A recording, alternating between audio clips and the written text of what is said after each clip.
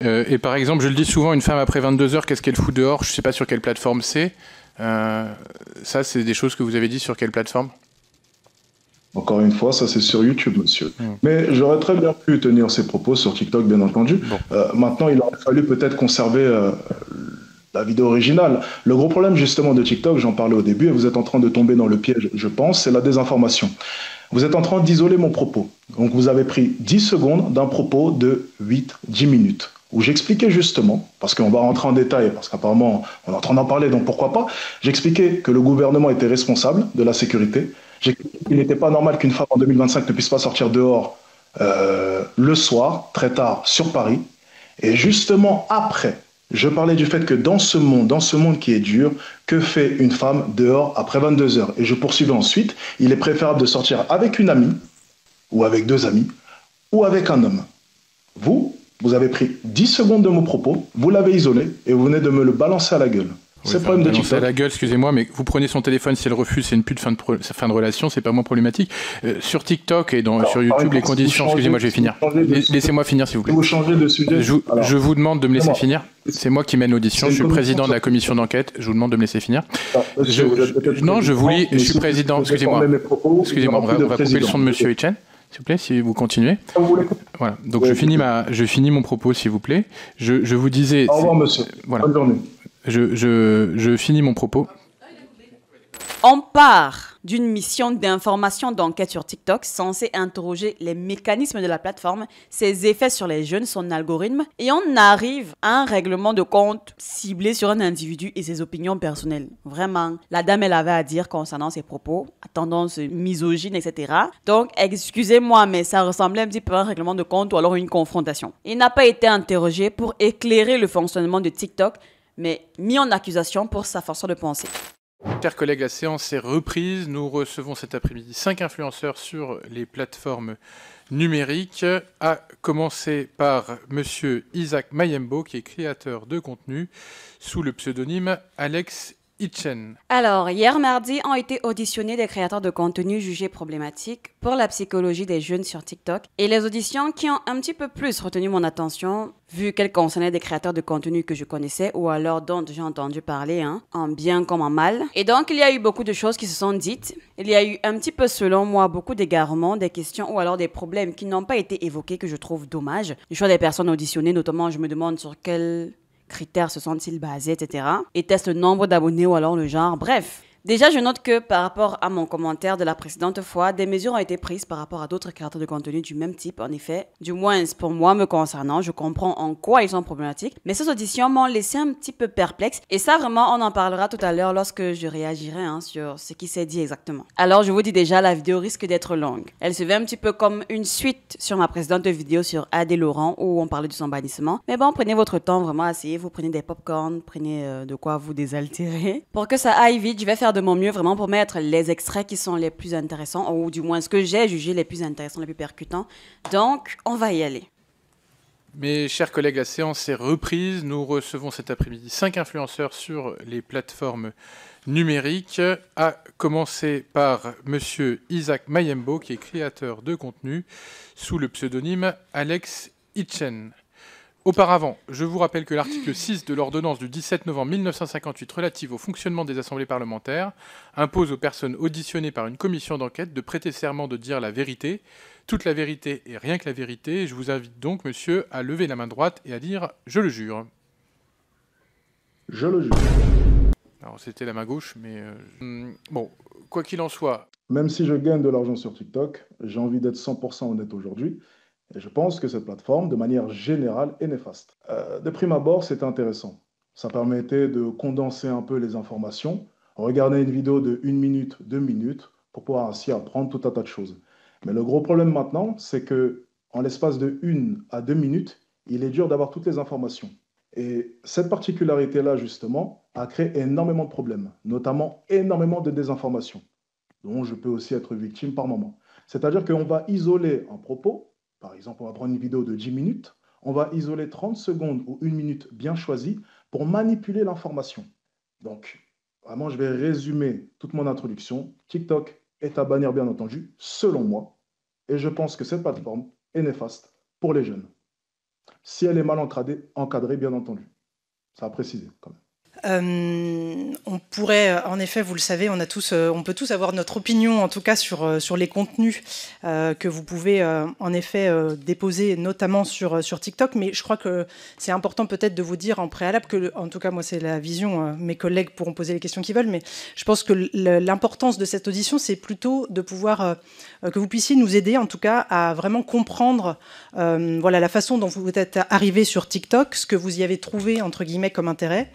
Comment vous avez joué, entre guillemets, sur l'algorithme et sur le fonctionnement de TikTok pour mettre en avant vos contenus. Et ensuite, enfin, la façon dont vous réagissez, dont vous interagissez avec votre communauté.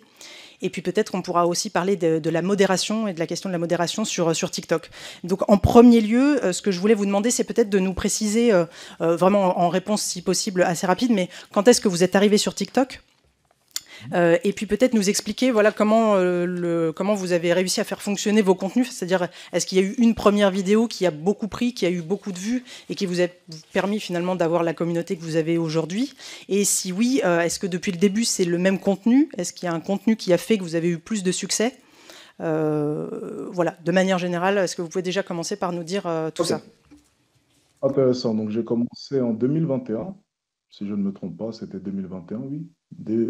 Fin d'année 2021, début d'année 2022. Et bien entendu, je m'en suis vite rendu compte, ce qui fonctionne le mieux, c'est le contenu, bon, on va dire très clairement, le contenu qui choque. C'est généralement celui qui va attirer le plus d'attention, c'est celui qui va générer le plus de ventes, le plus de traction. Enfin, bref, c'est une plateforme, selon moi, où tout se base sur les premières secondes. Je pense que vous le savez, peut-être que ça a déjà été dit, ce sera répété sûrement. Les premières secondes sont primordiales.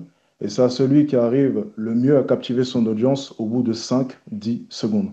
Donc bien entendu, le début de la vidéo est primordial. Ce n'est pas comme sur YouTube, où le format est un peu différent. On va plus s'attirer avec une miniature.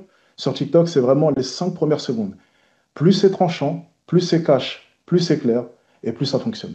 Donc, vous m'avez pas dit, est-ce qu'il y a un contenu qui particulièrement que vous pourriez évoquer avec nous, qui vous a marqué parce qu'il a reçu, en tout cas qu'il a obtenu de nombreuses vues et plus que d'autres? Est-ce que vous avez en tête un contenu? C'était la séduction. À l'époque, c'était drague de rue.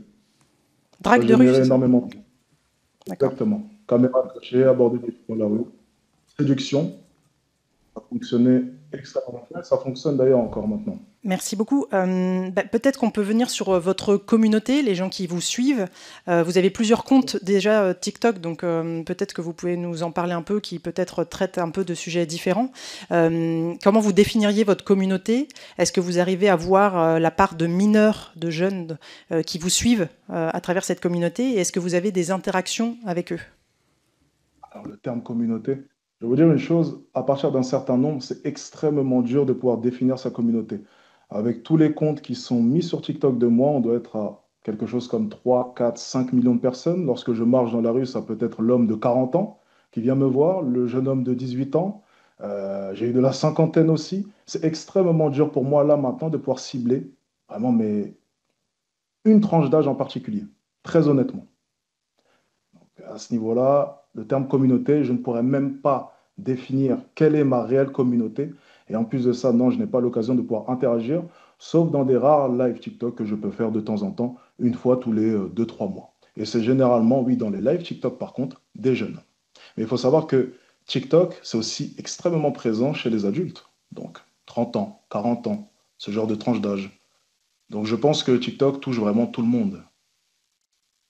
Sur les lives dont vous avez parlé, c'est des jeunes, c'est des mineurs? Ou c'est des jeunes Principalement des jeunes. Alors, mineurs, ça, je demande bien l'âge avant, donc généralement non. Mais après, écoutez, je ne suis pas modérateur malheureusement, je ne peux pas trier les personnes qui regardent mon live. Lorsque vous avez 4000 personnes, il y a forcément des mineurs, c'est sûr et certain. Donc après, la plateforme de... Oui, vous disiez que vous aviez finalement, si on peut parler de communauté en tout cas, 3-4 millions de personnes qui vous suivent, qu'en effet, dans ces 4 millions, il y a de toute évidence, même si vous ne savez pas le quantifier, des jeunes, des mineurs. Vous savez que nous, notre commission d'enquête, elle est ciblée sur l'impact sur la santé mentale des jeunes de TikTok et donc des contenus diffusés sur TikTok. Comment vous réagissez par rapport aux critiques qui existent sur vos contenus? Et est-ce que vous êtes vous-même conscient de l'impact que vous avez sur les jeunes? Je vous dis ça parce qu'on est tous députés ici, on va tous dans des collèges, parfois même dans des écoles primaires, et on entend quand même votre nom qui revient très souvent, ce qui veut dire que des enfants de 9 ans, 10 ans, 11 ans, 12 ans peuvent voir vos contenus, voir la diffusion des messages que vous faites passer, notamment sur les femmes.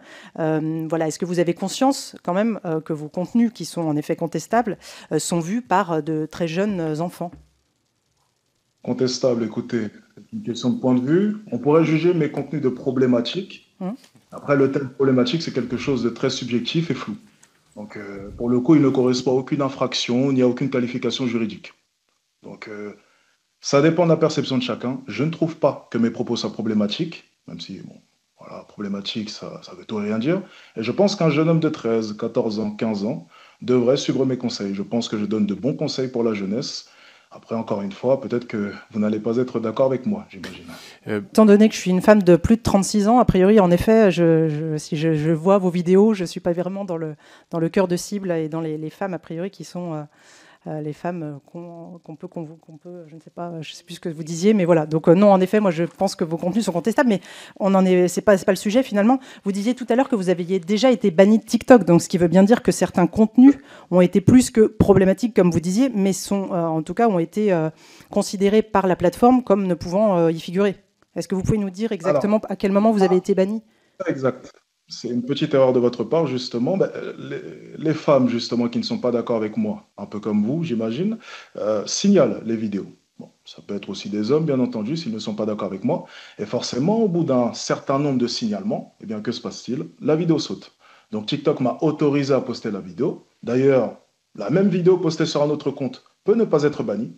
Mais forcément, il peut arriver des fois qu'après 100, 200, 300, 400 signalements, je ne connais pas le nombre exact, eh bien la vidéo saute, malheureusement. Mais sur le contenu, est-ce que vous avez vous disiez qu'en effet, il y a une espèce de zone grise finalement qui fait que c'est pas qualifiable, que vos propos ne peuvent pas être vraiment qualifiables par la loi et donc que ça reste problématique sans pour autant...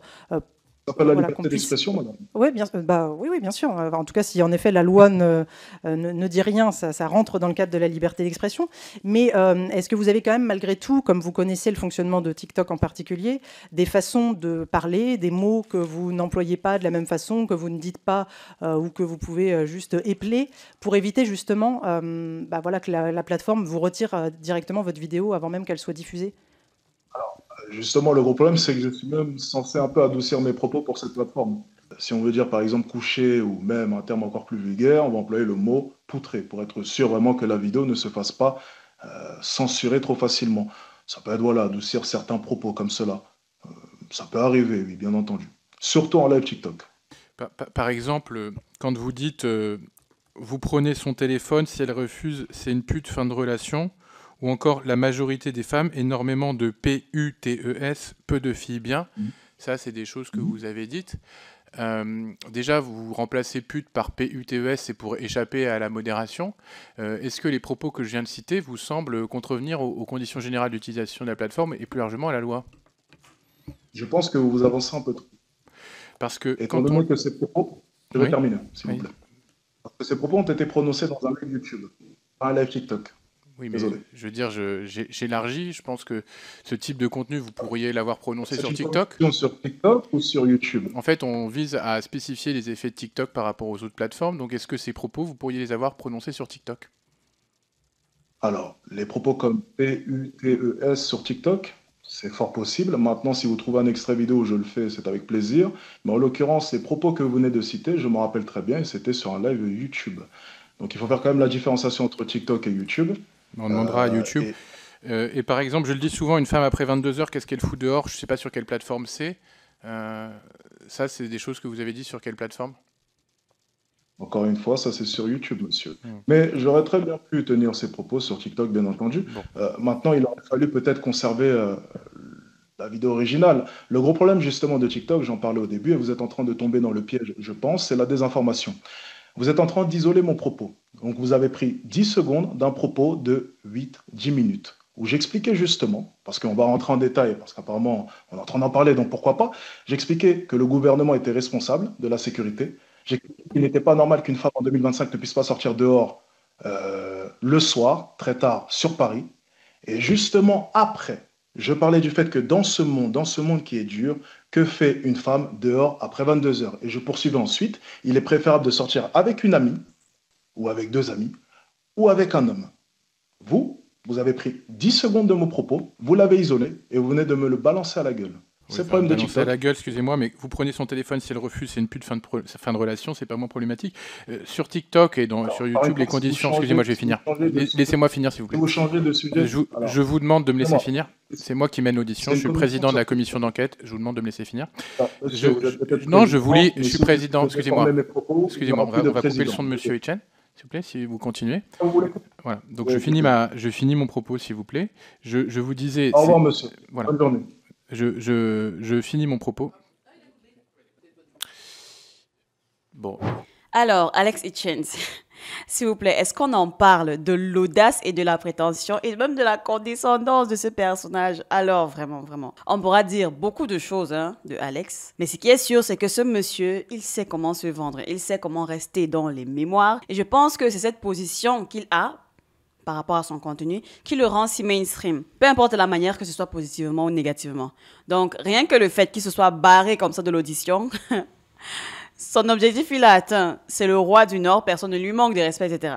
Et honnêtement, oui, je comprends que peut-être à un moment donné, on a eu à lui couper la parole, ou alors à ne pas prendre en considération ses propos, ou alors à détourner le propos qu'on a mis sur la table le concernant. Mais honnêtement, se barrer de l'audience, c'est fort quand même. Non, c'est chaud, c'est chaud. À l'époque, j'avais déjà fait une vidéo sur le contenu d'Alex ou alors la manière dont il propage son message. Alors moi, à certains égards, je trouve que sa manière de parler est un tant soit peu problématique. Mais comme il l'a dit sur les réseaux, il faut choquer. Et il a si bien adopté ce style qu'il en a même fait sa marque de fabrique. Désolé, mais les contenus de Alex, pour moi, ne sont pas du tout recommandables avant la majorité, que ce soit les conseils, les formations, peu importe. Je ne sais pas quel âge il a. Probablement, il n'a pas 30 ans. Mais la manière dont il oriente son coaching, ses conseils, si un jeune garçon de 16, 17, 18 ans s'imprègne de cet idéal, ce sera catastrophique à mon humble avis, je suis désolée. À cet âge-là, on est si crédible, on est si influençable, on ne sait même pas comment fonctionne l'univers des dynamiques des relations hommes-femmes. Et honnêtement, écouter quelqu'un comme Alex Hitchens, c'est sauter sans parachute dans un monde qu'on ne comprend pas, qu'on ne maîtrise pas. Moi, sur ma chaîne, par exemple, je suis très fière de mon audience. L'audience tourne autour des 18-60 ans, mais ma plus grosse communauté, elle tourne entre 25 et 50 ans. Et je suis très fière de cette audience parce que ce que je dis, ce n'est pas pour les enfants. Ce que je donne ici comme point de vue ou alors comme angle de réflexion ne devrait pas être regardé par quelqu'un qui n'a pas une expérience à minima de certaines choses. Donc quand il dit, donc comme il a dit tout à l'heure, qu'il trouverait que ses conseils doivent être écoutés par les jeunes garçons, moi je suis désolée, je suis pas d'accord. Maintenant, par rapport aux propos même qui déclenchent déjà la tension dans la salle par rapport à l'interview, je n'ai pas vu cette vidéo en entier. Comme il le dit, beaucoup d'extraits sont partagés sur TikTok. Je sais que j'ai vu cet extrait probablement plusieurs fois même, sans avoir vu la vidéo en entier. Parce que déjà, elle ne m'intéresse pas. Comme je l'ai dit, Alex Hitchens doit être écouté par un public mature. Mais vu que je ne suis même pas sa cible déjà masculine, ses conseils ou alors son coaching, vraiment, ça ne m'intéresse pas. Donc, ce qu'il a pu dire par rapport à ce propos-là, si je devais me prononcer, le reproche que je lui ferais, c'est que souvent, il ne fait pas de distinction ou alors il a tendance souvent à beaucoup généraliser. En dehors même du propos de une femme à 22 heures dehors, c'est une PUTE, une femme qui refuse qu'on accède à son téléphone, c'est une PUTE. C'est énormément de généralités. Le comportement peut amener en effet à des soupçons, mais la conclusion est une énorme généralité, je suis désolée. Et ça, je le dirais toujours concernant tous les contenus et les contenus de tout le monde, de n'importe qui. Je pense, me concernant, que j'ai fait beaucoup d'efforts de dire dans mes vidéos, ne généralisons pas les choses. Parce que c'est ça en réalité, c'est ça qui crée les tensions, qui crée les problèmes. Lorsqu'on observe un comportement chez une personne ou chez une minorité, chez un groupe, ok, le groupe il est certes grand, mais à l'échelle, il n'est pas si grandiose. Quand on fait donc un constat alarmant, il est important de ne pas en faire une règle, une loi, comme quoi c'est un comportement de mauvaise personne. Non, c'est pas bon. Ou alors tous ceux qui auront ce comportement seront des mauvaises personnes. Bref, cette généralité-là, il y a les contextes. Contexte que lui-même, il dit souvent que c'est pas bon de sortir les choses de leur contexte. Donc à ce niveau, c'est le reproche que je pourrais lui faire. Voilà. Maintenant, évidemment, une personne ne peut pas être problématique à 360 degrés. Il dit des choses qui font sens des fois, sauf que la plupart du temps, il les dit de la mauvaise manière ou alors de la manière qui choque. Voilà. Vraiment, c'est du Alex tout craché. Mais concernant en fait cette intervention, je trouve cette audition audition, ou du moins ce qu'il en est vraiment, parce que vraiment 19 minutes, c'est trop peu comme interaction qu'ils ont eu. Mais bon, bref, je trouve que cette audition a été assez déséquilibrée. On part d'une mission d'information d'enquête sur TikTok censée interroger les mécanismes de la plateforme, ses effets sur les jeunes, son algorithme, et on arrive à un règlement de compte ciblé sur un individu et ses opinions personnelles. Vraiment, la dame, elle avait à dire concernant ses propos, à tendance misogyne, etc. Donc, excusez-moi, mais ça ressemblait un petit peu à un règlement de compte ou alors une confrontation. Il n'a pas été interrogé pour éclairer le fonctionnement de TikTok, mais mis en accusation pour sa façon de penser. C'est problématique. Un extrait sorti de son contexte a suffi en fait à détourner totalement l'échange. Je me demande bien quel était donc le débat de fond si c'est parti en vrille dès le début comme ça. Où sont les questions sur la fameuse viralité des contenus, le choix des algorithmes, la responsabilité de la plateforme, etc. Cette audition ressemblait plus à un procès, enfin l'audition de Alex ressemblait plus à un procès moral qu'à une démarche d'analyse sérieuse. Si le but est d'établir des règles, de mieux encadrer les pratiques numériques, alors il faut écouter, comprendre, confronter les points de vue et non chercher le conflit dès les premières minutes. Bref, on va passer au suivant. Et donc aujourd'hui, voilà, il y a un intérêt médiatique particulier, mais voilà, je rappelle qu'on a aussi et d'abord fait cette commission d'enquête pour les victimes et les victimes que nous avons déjà reçues. Je souhaite rappeler également au préalable, parce que ça a fait l'objet de commentaires dans la presse par le biais des avocats de M. Laurent qu'on reçoit aujourd'hui, que nous ne sommes pas ici dans un tribunal et que si les commissions d'enquête sont dotées, vous le savez, par la loi, on y reviendra, de pouvoirs étendus, nous ne souhaitons pas nous substituer à la justice. Notre objectif, c'est de comprendre le fonctionnement des réseaux sociaux, de comprendre les usages des réseaux sociaux, de comprendre les mécanismes qui aboutissent à ce que des personnes puissent nous interpeller sur un certain nombre de sujets. Et donc, ici, c'est de faire la lumière à la fois sur les logiques qui amènent à produire certains contenus, mais aussi, à terme, sur les logiques de régulation. Voilà, donc on a ainsi eu l'occasion d'auditionner M. Mayembo, qui est plus connu sous le nom de Alex Hitchens, et donc aujourd'hui M. Adrien Laurent, Adé Laurent, suivi donc par Madame et M. Tanti, et enfin par M. Nasser Sari, plus connu sous le nom de Nasdas. Alors M. Laurent, je vous remercie donc d'avoir répondu à cette convocation, d'être présent aujourd'hui.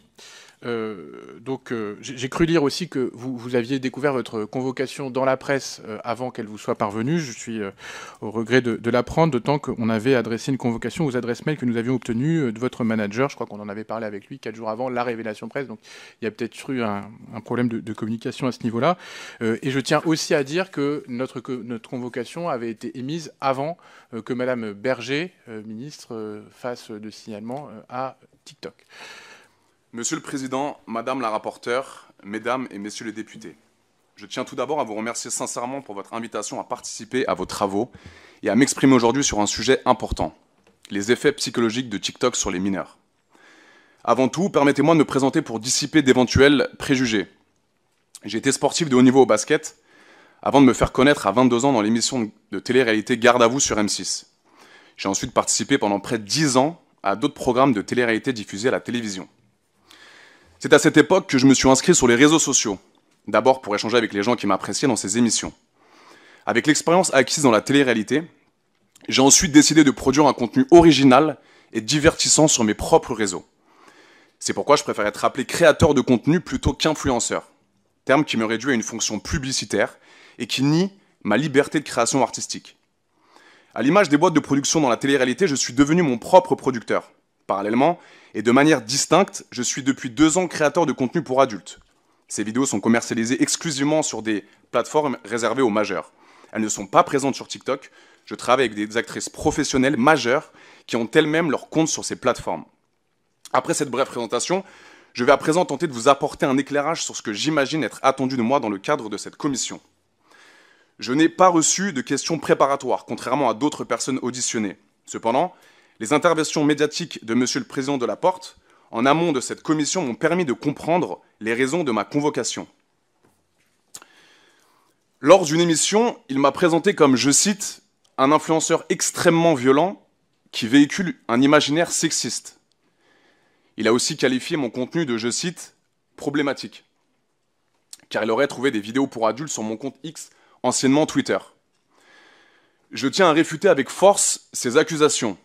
Dans mes contenus sur TikTok, je parle parfois de sexualité, car c'est ma profession, mais je ne diffuse aucun, je dis bien aucun contenu érotique sur TikTok, accessible uniquement à partir de 13 ans.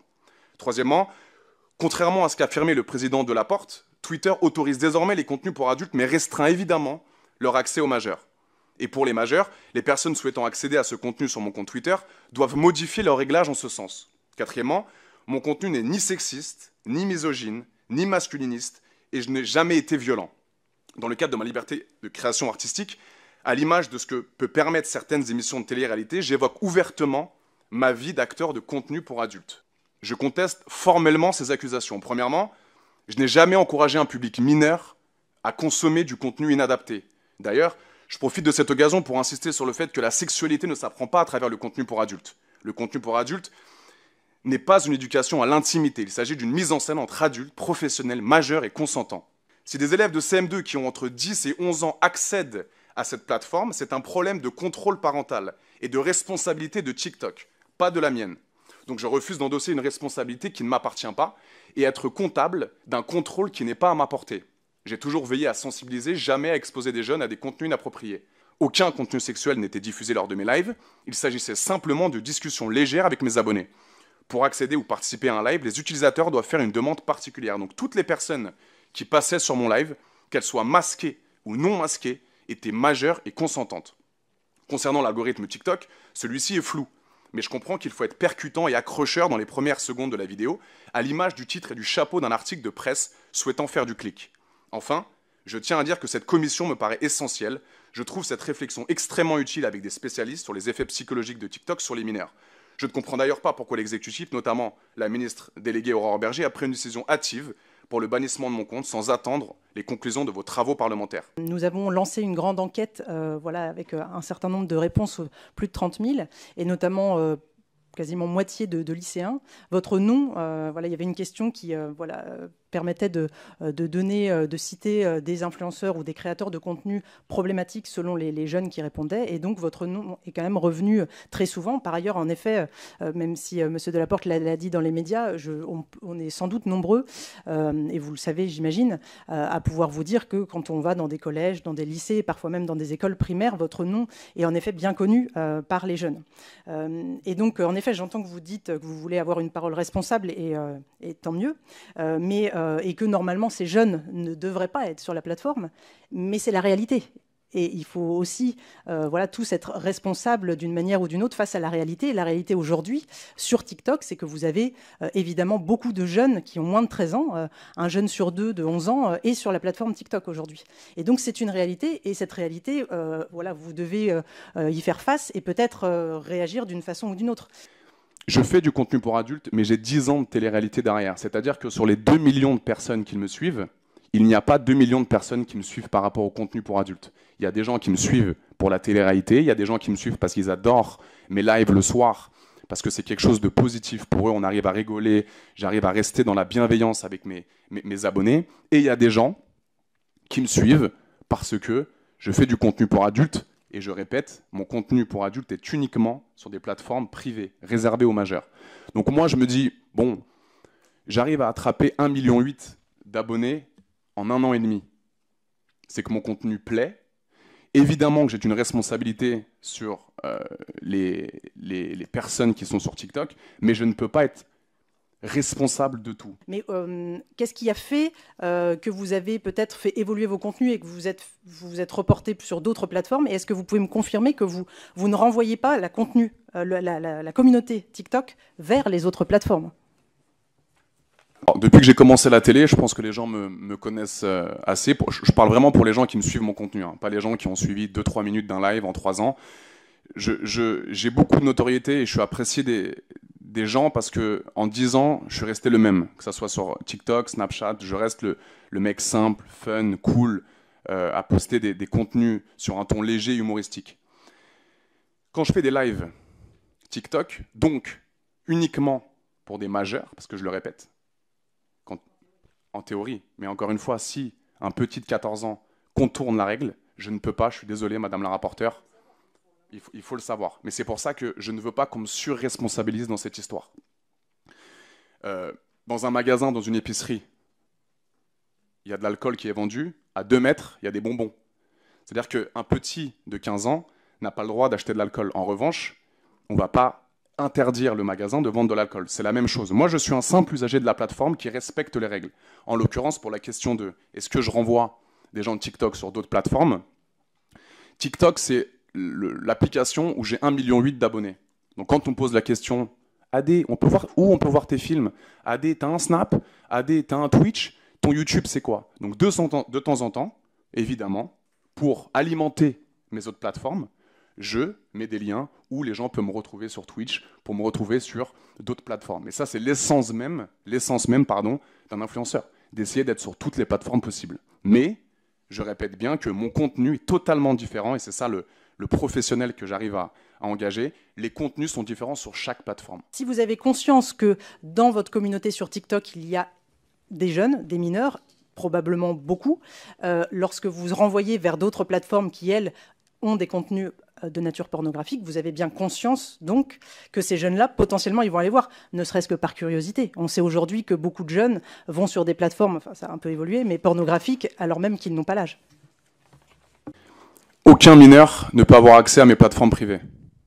Ce que j'ai trouvé fatigant et hilarant à la fois pendant ces auditions, vraiment surtout le cas de AD, et vraiment désolé pour tous ceux qui se sont cassés le dos pour rassembler cette commission, mais c'est fou à quel point ces gens veulent faire passer un créateur de contenu, somme toute problématique, pour un législateur des réseaux sociaux. Non, mais est-ce que ces gens savent que le créateur de contenu n'est pas responsable des failles ou des lacunes de la plateforme sur laquelle il est? Ils veulent en fait à tout prix faire avouer ou du moins se prouver que le créateur de contenu est responsable de tout ce qui incombe son contenu. Mais à la rigueur, faites bien vos applications, je ne sais pas. Voilà le darknet qui existe. Il est super bien ficelé. Ce n'est pas tout le monde qui peut réussir à s'y faufiler. Mais en cas où un impétueux troubadour réussit à s'y rendre, la faute à qui? Non mais soyons sérieux 2 minutes. N'y voyez pas dans mes propos moyen de justifier quoi que ce soit, de qui que ce soit surtout. Mais c'est à mourir de rire en fait la façon dont ils cherchent à incriminer ces gens. Du moins dans le cas de AD. Par exemple. Je n'arrive pas à comprendre comment une commission s'est mobilisée pour auditionner des gens contre les problématiques, alors que la sélection, elle m'a l'air d'être faite un petit peu au pif. C'est mon avis, peut-être que je n'ai pas tous les détails, j'espère que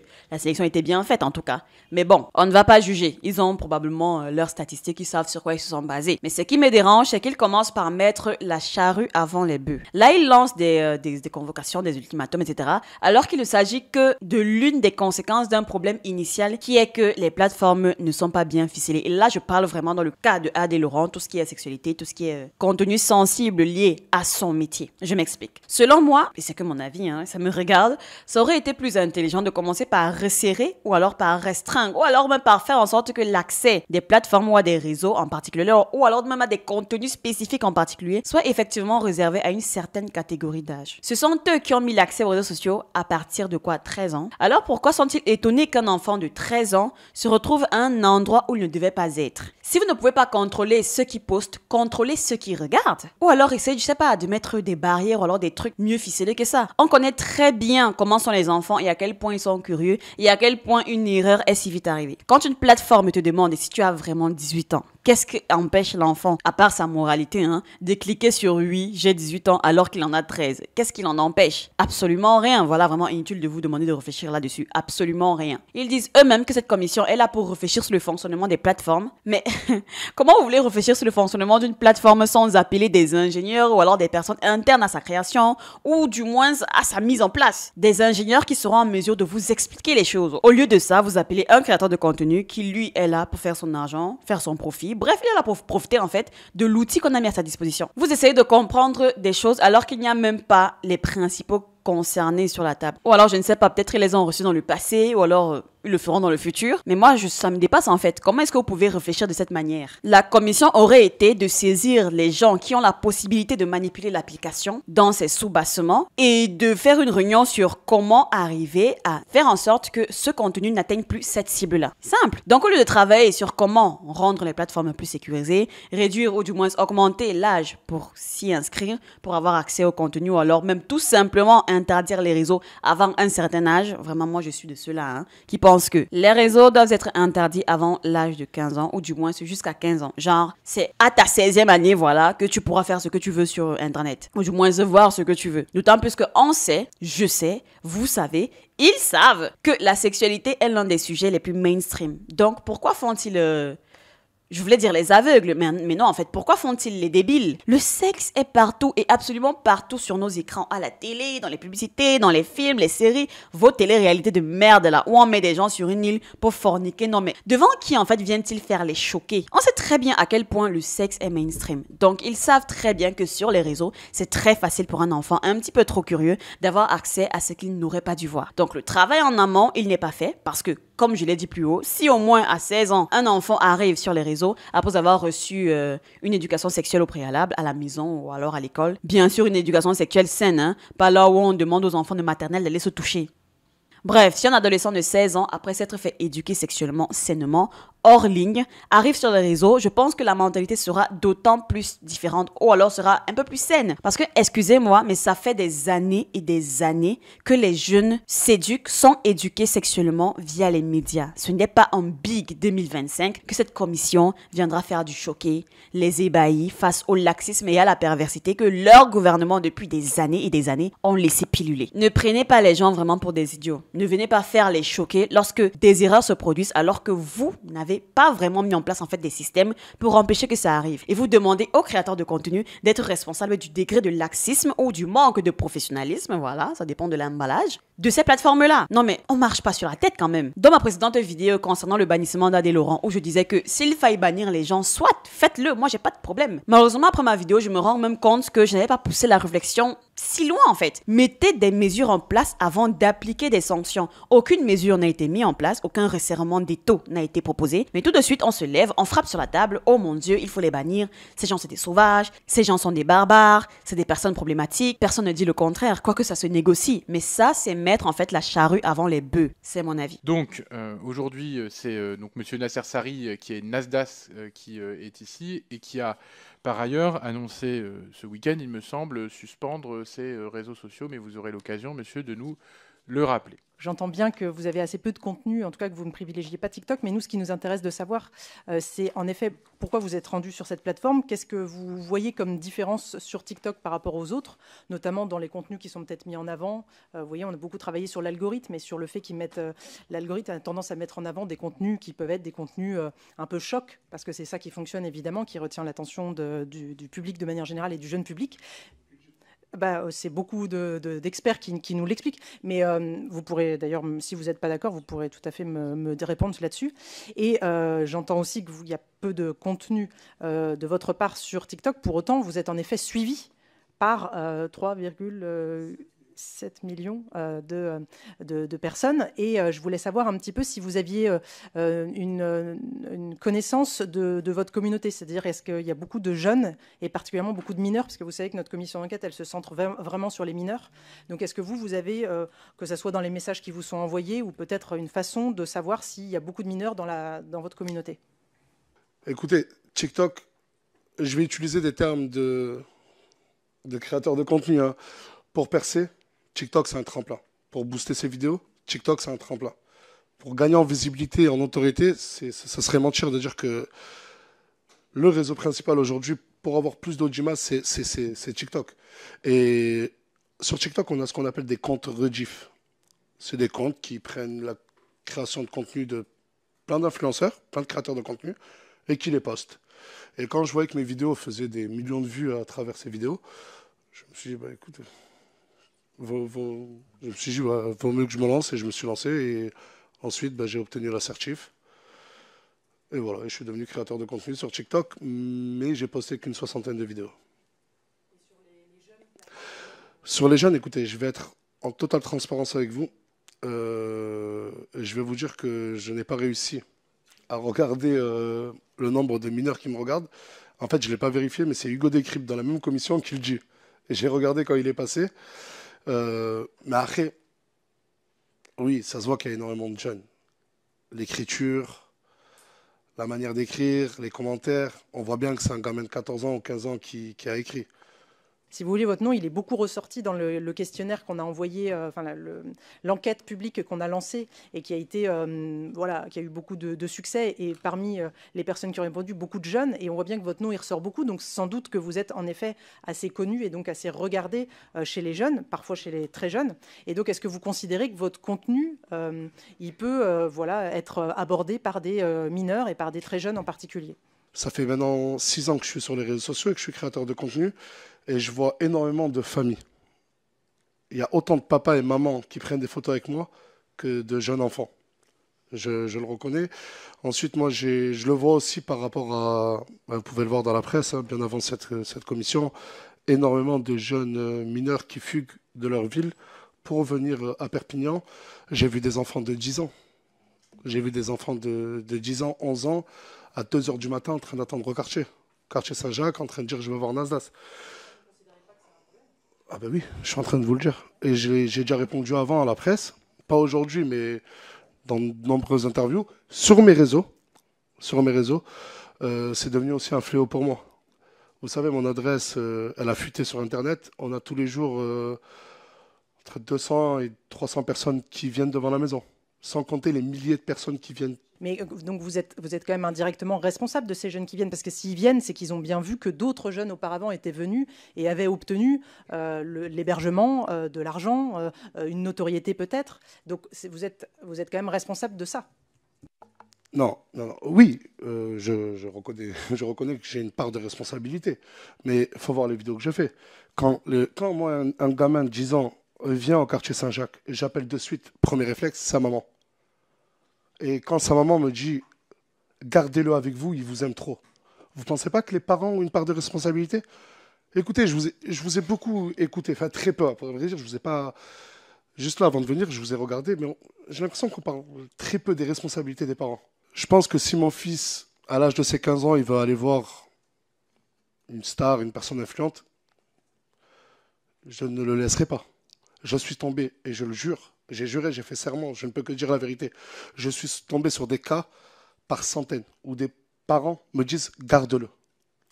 Est-ce que vous trouvez ça normal? Et oui, j'ai cette part de responsabilité, je filme. Mais il faut voir ensuite la morale. Il y a toujours une morale dans les vidéos. Je dis, je le redis, et vous pouvez aller vérifier. Arrêtez, ne venez pas. Arrêtez de croire au rêve Nasdaq. Vous savez, moi j'ai commencé, j'étais gardien d'immeuble. Je touchais un peu moins de 1 200 € le mois. Et vous pouvez aller demander au sein de mon quartier, je redistribuais déjà mon argent, j'aidais déjà les gens de mon quartier. Mais je ne savais pas en aucun cas que ça allait faire un effet boule de neige.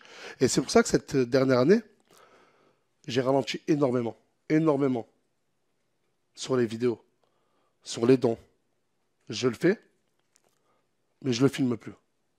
J'ai cette responsabilité, oui, mais derrière mes vidéos, je le dis, arrêtez de venir. Je l'ai dit, et comme je vous l'ai dit, vous pouvez aller vérifier. Alors, c'est peut-être l'histoire dans l'histoire, mais il y a aussi beaucoup de jeunes qui sont des jeunes de foyer, donc qui relèvent de l'aide sociale à l'enfance. Donc, ça leur fait genre une espèce de double peine, de double désillusion. C'est-à-dire qu'ils ont à la fois dû subir des choses de la part de leurs parents, et ensuite se retrouvent à être aérés dans les rues et dans votre quartier pour essayer peut-être d'obtenir quelque chose. Ça reste quand même un vrai sujet problématique. Et donc, vous en avez conscience. Mais qu'est-ce que vous faites? Si d'une main, vous dites qu'en effet, c'est pas bien, qu'ils ne doivent pas devenir, mais de l'autre, vous continuez à alimenter cette espèce d'espoir, on voit bien que c'est peine. Non mais, madame, je ne vais pas arrêter de vivre. Je ne vais pas arrêter de créer du contenu. Écoutez, moi, j'ai une responsabilité, je l'assume pleinement. Je demande, et je vous l'ai dit, je prends parole devant des millions de personnes. Et devant ces millions de personnes qui me regardent, je reçois aussi énormément de vagues d'insultes. Hein, quand « Ah, tu veux plus aider, ah, t'as changé Nasdaq », je reçois une vague d'harcèlement, mais je m'en fous. Quand il y a des jeunes qui viennent, la police me disent « Nas, est-ce qu'ils me montrent des photos ?» Je leur dis « Ouais, il était là ce matin. » Mais ce n'est pas pour autant que je vais... Écoutez, avant que ça devienne un fléau, je le faisais déjà. J'aime aider, en toute modestie, je suis généreux. Je vous l'ai dit, j'ai ralenti. Entre il y a 3 ans et cette dernière année-là, j'ai peut-être ralenti à 80-90%. Et c'est pour ça que je me suis même isolé dans une villa. Mais j'ai fait. Aujourd'hui, vous me dire que je le condamne, mais je continue. Non, je le condamne et je ralentis. Mais je ne peux pas m'arrêter. Dans ce cas-là, sinon on accuse tout le monde de tout. Je suis désolé, j'ai fait des choses, j'ai fait de la prévention. J'ai demandé d'arrêter. Mais j'entends des témoignages venant de ces jeunes. Est-ce que c'est normal que ces mêmes jeunes-là fuguent, quitte à dormir dehors pour venir voir Nasdaq, pour plus se sentir en sécurité des fois que dans certains foyers? C'est peut-être pas une autre question que là qu'il faut soulever? Pour le coup, je connais très bien ce sujet de l'aide sociale à l'enfance. Il y a une commission d'enquête qui s'est tenue juste avant et que je présidais. Donc le sujet, en effet, n'est pas d'évincer des problématiques que notre pays traverse. Et évidemment, l'aide sociale à l'enfance, c'est un vrai sujet. C'est une politique qui, aujourd'hui, mérite beaucoup plus de moyens qu'elle n'en a aujourd'hui. Mais ce n'est pas le sujet. Enfin, j'allais dire, vous rajoutez de la misère à la misère. C'est-à-dire que vous ne résolvez pas leurs problèmes à ces jeunes-là. Je rajoute de la misère? Non, ça, je ne peux pas vous laisser le dire. Ça, c'est pas vrai. Sortez-moi une seule vidéo où j'ai demandé à ces jeunes de venir. Sortez-moi une centaine de vidéos où j'ai demandé à arrêter à ces mêmes jeunes d'arrêter de venir. Qu'est-ce que vous voulez que je fasse de plus? On peut collaborer ensemble. On peut même, si vous voulez, travailler ensemble. Et dites-moi, vous, ce que je dois faire. Mais qu'est-ce qu'en fait, vous êtes en train de me demander à moi, créateur de contenu, d'arrêter des jeunes de mon quartier, car ça donne envie à d'autres jeunes, sous la responsabilité de l'État, de venir. C'est ce que vous êtes en train de me dire? Du coup, je n'exerce plus mon métier. Du coup, je ne crée plus de contenu. On m'aurait dit, oui, Nasser, un jour, tout le monde t'appellera Nasdaq, ton nom de scène. Ta vie changera et des milliers de jeunes et de familles viendront te voir. Certains viendront tatouer avec Nasdaq sur le bras. Je ne l'aurais jamais cru. Personne ne m'a formé à ça. J'ai tous les reproches du monde. On peut tout me faire. Je vous regarde droit dans les yeux et vous avez raison. Vos questions, vous avez raison de les poser. C'est légitime. C'est vrai. Mais moi, je pensais vraiment qu'on allait aussi parler de l'algorithme, des algorithmes TikTok, etc. On va en parler. Mais ça fait plus de 45 minutes. Oui, mais sauf que vous êtes le dernier, donc vous avez le privilège, si vous avez encore quelques minutes, de pouvoir rester avec nous. Si vous voulez en parler, si vous le souhaitez. En gros, on n'est pas là pour dribbler les uns et les autres. On est là surtout pour comprendre, pour accompagner, pour faire évoluer les choses. Donc tout à l'heure, c'est la raison pour laquelle je parlais de poison et d'antidote. Bien évidemment que je ne doute pas du rôle social que vous pouvez avoir dans les quartiers, et notamment à Perpignan, c'est là d'où vous venez, et il y a beaucoup de choses que vous avez fait sur place, et j'en disconviens absolument pas, et mes collègues, c'est la même chose. Cela étant dit, il y a d'autres réalités que vous ne pouvez pas nier, d'accord, et qui impactent, et c'est pour ça que j'ai posé la question de l'impact de votre viralité, parce que c'est la réalité, cette viralité-là. Donc il n'y a pas de Nasdaq, pas Nasdaq, ça aurait été quelqu'un d'autre, ça aurait été la même chose. Ce n'est pas une question de Nasdaq, c'est une question simplement de viralité.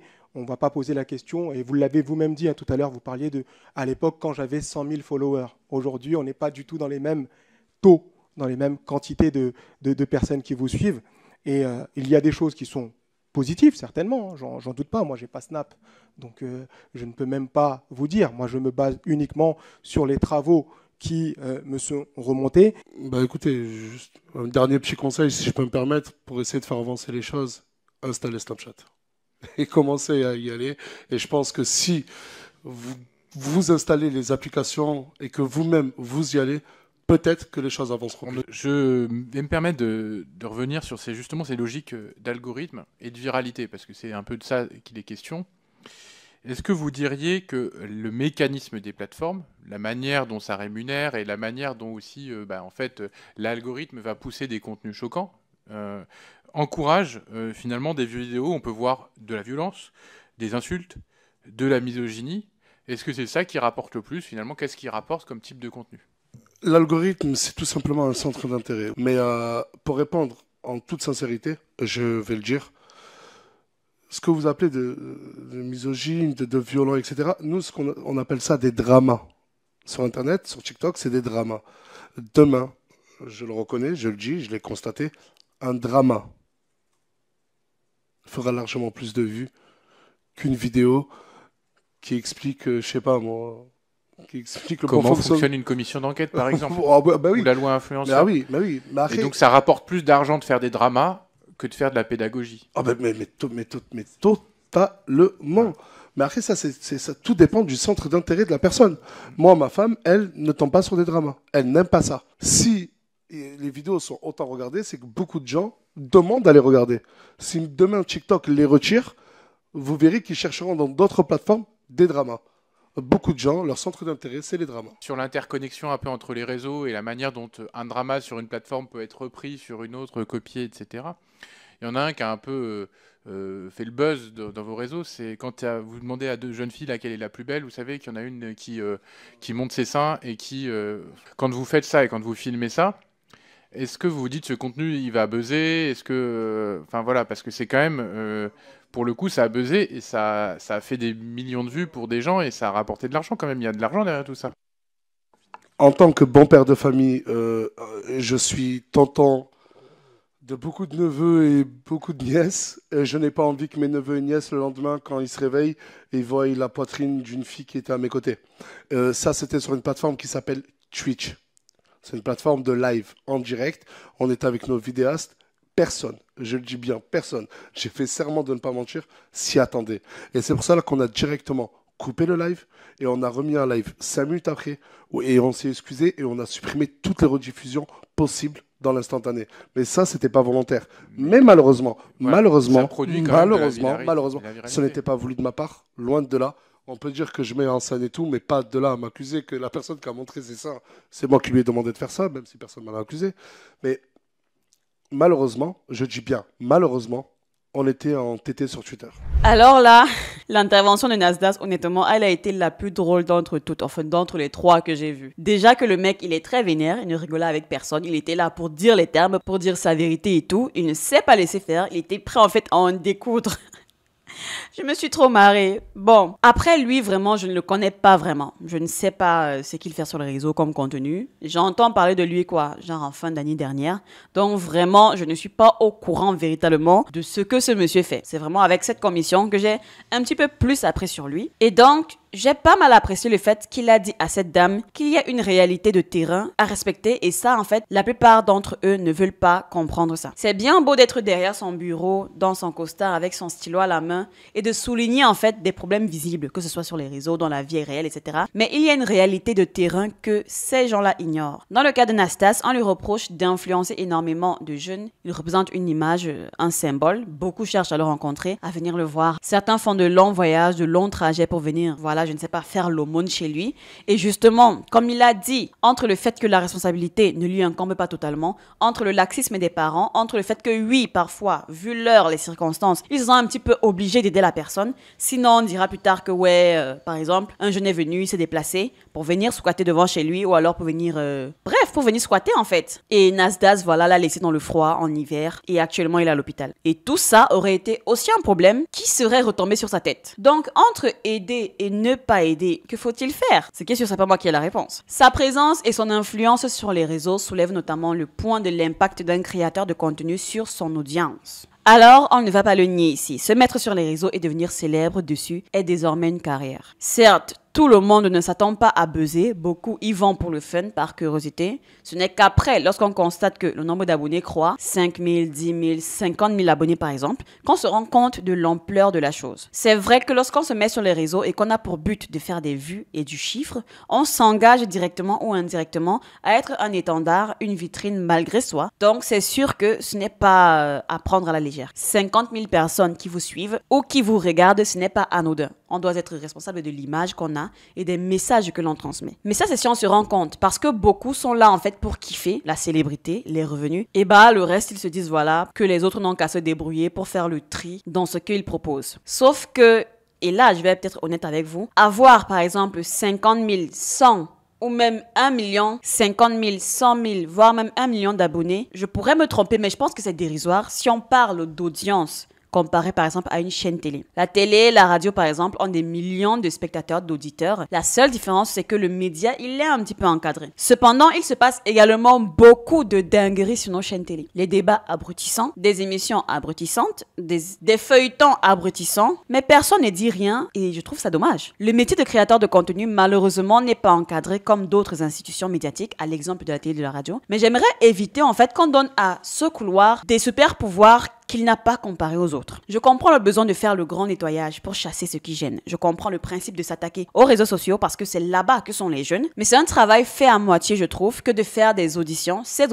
commissions, etc. Alors qu'on sait très bien que ça ne résoudra pas le problème. Par rapport à Nasdaq, de ce que j'ai pu entendre qu'on lui reproche, et là, je pense que le choix, ou du moins la question, ne se situe même pas au niveau de sa présence problématique. Chacun doit prendre ses responsabilités et il est dans son droit de le signaler, de signaler que les autres aussi doivent prendre leurs responsabilités. Sinon, le problème sera traité partiellement. La question, en fait, se situe au niveau du contrôle à la fois des instances, comme les foyers, comme il a dit, le contrôle parental, avant maintenant que lui, il ait une responsabilité quelconque assumée dans l'histoire. Parce que c'est beau de souligner, comme j'ai dit tout à l'heure, des situations problématiques sans essayer d'être réaliste sur la situation qui crée le problème. C'est comme si vous me dites: mon troupeau de vaches tombe du haut de la falaise. Mais que s'est-il passé avant que le troupeau tombe? Est-ce que vous avez mis des barrières suffisamment hautes? Est-ce que vous avez mis des gardiens, etc., etc. S'il n'y a pas tout ça, ne vous étonnez donc pas de la situation problématique à venir. D'autant plus que Nasdaq a soulevé une observation, mais totalement réelle selon moi. Sur les réseaux, ça rapporte plus en termes d'audience et donc en termes de finances, de mettre en scène des dramas. Sauf que à ce niveau, moi je vais pousser le délire plus loin. Ça rapporte partout, en effet, partout sur toute plateforme, de mettre en scène des dramas. Parce que ce soit même dans les articles, à la télé, les feuilletons, les émissions, même les documentaires. Si on montre un épisode où on voit des animaux faire la chasse, se dévorer les uns les autres, ça fera plus de vues que si on montre un documentaire où tout se passe bien dans la savane et c'est réel. Du moment qu'il y a des dramas, l'audience sera suspendue à ce contenu. Donc je suis désolée, mais ces gens ne font que reproduire les choses qui fonctionnent déjà. Si on a remarqué que ça fonctionne, que ce soit bien ou mal, les gens n'en ont rien à foutre. Ils vont juste faire ce qui fonctionne et les autres vont venir consommer. Bien sûr dans la limite de l'acceptable. Mais ne demandez pas à un créateur de contenu de ne pas faire du drama si c'est sur ça qu'il s'est basé en fait pour avoir de l'argent, pour gagner sa vie. Pour conclure, les soucis qui m'ont titillé un petit peu par rapport à ces interviews, c'est que ces députés n'étant pas du domaine, se sont dit que si ces gens sont sur les réseaux, s'ils ont réussi à être populaires sur les réseaux, ça veut dire que mine de rien, ils savent non seulement comment ça fonctionne, et ils sont responsables de ce qui a fonctionné, alors que pas du tout. Je suis ici, et moi dans mon cas on parle de YouTube, je ne sais absolument pas laquelle de mes vidéos fera mouche. Je ne sais absolument pas. J'ai beau être sur YouTube depuis 3 ans déjà, je ne sais toujours pas, parce que les algorithmes, on pense les connaître, mais en soi, il y a une bonne dose de hasard que j'ai remarqué que personne ne prend en compte. Malheureusement, il y a une bonne dose aussi de négativité qu'il faut soulever parce que le négatif aura toujours tendance à être plus partagé, à être plus revu. Je ne compte même pas le nombre de vidéos de True Crime Story, de tous les dramas, les tromperies, en fait tout ce qui se rapproche vraiment de cet univers négatif, morbide là qui explose parce que justement on sait que c'est bizarre, c'est problématique, ça fait peur, c'est dangereux, ça fait cliquer. Bien sûr, ce n'est pas parce que tu fais automatiquement ce style de contenu que voilà ta vidéo atteindra le million de vues. C'est très faux. Mais tu as plus de chances de faire des vues dans ça que de faire des vues, je sais pas, dans la vulgarisation de l'outil informatique par exemple. Pas pour dire que ce n'est pas utile au quotidien, c'est très utile au quotidien, mais ce n'est pas quelque chose qu'on regarde aisément sur les réseaux. Ce que la plupart des gens cherchent sur les réseaux, c'est se détendre, se divertir, parce que c'est ce que les gens oublient. C'est que le réseau social, on se connecte pour se détendre. Nous sommes sur les réseaux principalement pour se divertir. C'est après le divertissement que vient tout ce qui est éducatif ou alors intéressant de manière connaissance et autres. Donc, ces députés venaient avec des questions comme quoi ils s'attendaient à ce que l'influenceur en face leur dise « Voici ce qu'il faut faire de A à Z pour que ton contenu fonctionne. Voici ce qu'il faut faire pour que ton contenu ne fonctionne pas. Voici ce qu'il faut faire pour empêcher X et empêcher Y. » Alors qu'à la réalité, ce n'est pas ça. À la réalité, on poste et on déterminera en fait, en fonction des observations de précédentes vidéos, quoi ajuster, quoi modifier, mais ça reste du domaine de la supposition. C'est bien beau de prêter des intentions comme quoi, si on a percé, on sait comment on l'a fait, mais non en fait. Le succès sur ces plateformes sont aléatoires. Pas pour dire que la responsabilité de votre succès ne vous incombe pas. Vous devez faire attention à ce que vous publiez, ça c'est un fait. Mais le développement ou alors le raisonnement qu'ils ont derrière leurs questions, pour moi me semblait mal orienté. Après c'est mon avis. Donc bon, à ce niveau vraiment, je n'ai pas trouvé ça intéressant comme angle de vue ou alors comme angle d'approche. Comme ils l'ont dit, cette commission d'enquête n'était pas là pour incriminer, mais plutôt pour se renseigner, pour savoir comment ça fonctionnait, etc. Sauf que, à mon humble avis, ce qu'ils auraient dû faire, c'est appeler en fait les gens du domaine, que ce soit des développeurs, des psychologues, pour leur expliquer, pour leur demander en fait d'expliquer comment ça fonctionne, comment fonctionnent les applications, comment réguler, comment interdire, etc. Au lieu d'appeler juste ceux qui ont réussi à se faire du beurre dessus. Bref, je pense qu'on va s'arrêter là. Je vous avais prévenu que la vidéo serait longue. Vraiment, je vais faire de mon mieux pour pas qu'elle excède un certain temps. Mais voilà, préparez-vous déjà. Vous me direz en commentaire vos avis et réflexions. Voilà, soyez libres, hein, vraiment. Du moment que ça reste dans la politesse et la courtoisie. N'oubliez pas de vous abonner, c'est totalement gratuit et ça m'aide énormément. Mon Instagram est en description et on se dit à bientôt pour une prochaine vidéo. Ciao!